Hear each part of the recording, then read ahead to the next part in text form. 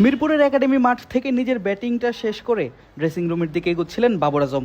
আর তাকে পেয়েই ছবি তুললেন বাংলাদেশ নারী দলের ক্রিকেটাররা। সামনেই ইংল্যান্ডে বাংলাদেশ নারী দল খেলতে যাবে টি-20 বিশ্বকাপ। আজ ঘোষণা করা হয়েছে তাদের স্কোয়াডও। আর সেই সময়ই মিরপুরে তারা ফ্রেমবন্দি হলেন বাবর আজমের সঙ্গে। ইনজুরির কারণে বাবর এবারের মিরপুর টেস্টটা খেলতে পারছেন না, আছেন দলের বাইরে। তবে সেই সময়টা কাজে লাগাচ্ছেন নিজের ব্যাটিং অনুশীলনের মাধ্যমে। ফেরার চেষ্টা করছেন ইনজুরি থেকে। সিলেট টেস্টেই হয়তো পাকিস্তানের একাদশে আবারও দেখা যাবে এই তারকা ব্যাটারকে।